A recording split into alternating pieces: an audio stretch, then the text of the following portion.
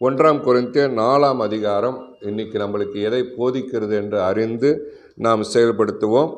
So அப்படி இருக்க இந்த வசனங்களை கொஞ்சம் தெளிவாய் நம்ம வாசித்தோம் என்றால் உண்மையிலே நான் கிறிஸ்துக்குள் வளர வேண்டும், வசனத்தில் தெளிவடைய வேண்டும், நான் தெளிவான வாழ்க்கை வாழ வேண்டும் என்கிற அந்த ஆசை இருந்தால் ஒழிய உங்களுக்கு இந்த வெளிப்பாடு புரியாது. அப்படி சொல்கிறாங்க, கேட்போம், கொஞ்சம் கொஞ்சம் கேட்குறது, கொஞ்சம் விடுறது, கொஞ்சம் கேட்குறது, கொஞ்சம் விடுறதுன்னா நீங்களே உங்கள் சொந்த மொழிபெயர்ப்பு இன்டர்பிரிட்டேஷனுக்குள்ளார நீங்களே போயிடுவீங்க. அது உங்களை இன்னும் பயங்கரமான சூழ்நிலையை கொண்டு போய் விடும். இதெல்லாம் எப்படி நாங்கள் புரிந்து கொண்டு பேசுகிறோம் என்றால், பைபிள் ஸ்கூலில் படித்தல்ல, ஒரு என்சைக்ளோபீடியாவை படித்தல்ல, அல்லது ஒரு கொமெண்ட்ரியை படித்தல்ல, அந்த கொமெண்ட்ரியை படிச்சுட்டு உங்கள்கிட்ட பேசுகிறவன் அல்ல நான்.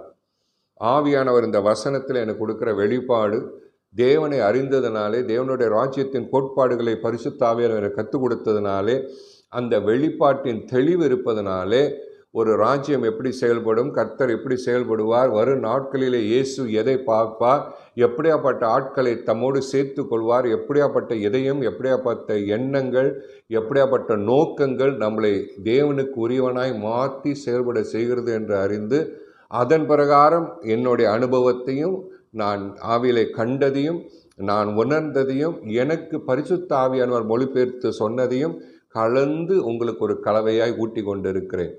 அதில் அனுபவங்கள் ரொம்ப கலந்ததுனாலே வசனங்கள் எனக்கு தெளிவாய் தெரிகிறது, ஆவியானவரை எனக்கு போதிக்கிறது.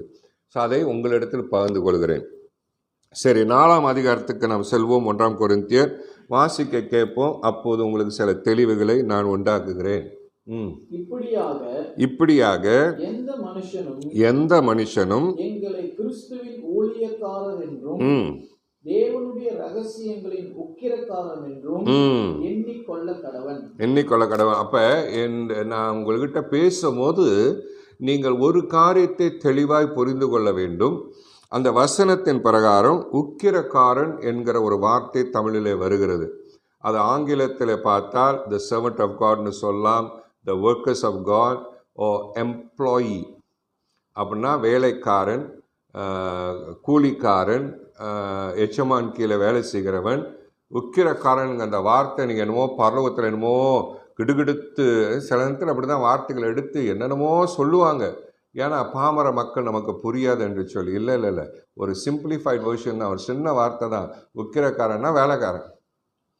கர்த்தருடைய வேலைக்காரனான எங்களுக்கு தேவனுடைய ரகசியங்களை, மிஸ்ட்ரி என்ன சொல்லுகிறது தமிழ்ல, அது தேவனுடைய ரகசியங்களை. அப்படின்னா சில ஊழியக்காரவங்க அதை அப்படி தேவ ரகசியம், தேவன் எனக்கு ஒரு ரகசியம் சொன்னார், தேவன் எனக்கு அப்படி சொன்னார், இப்படி சொன்னார். இல்லை, எது சொன்னாலும் வசனத்தில் பேஸ் பண்ணி தான் பார்க்கணும்.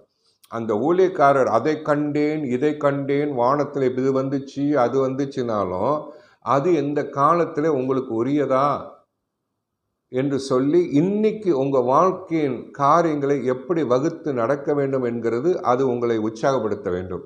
அப்போ ஓடும் பொழுது உங்களுக்கு கொஞ்சம் முதிர்ச்சி வர வேண்டிய அவசியம் உண்டு.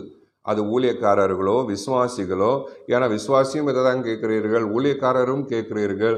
இது ரெண்டுக்கும் நடுவில் நம்மளுக்கு ஒரு வளர்ச்சி வர வேண்டும், முதிர்ச்சி வர வேண்டும். ஏனென்றால் அந்த வசனங்களை கேட்கும் பொழுது, அதை நீங்கள் வாசிக்கும் பொழுது, அதை தெளிவான ஒரு புரிந்துணர்வுக்குள்ளார நீங்கள் வந்துவிட்டால் வசனம் கலகலகலகலவென்று உங்களுக்கு ஒரு தெளிவுக்குள் வருவீர்கள்.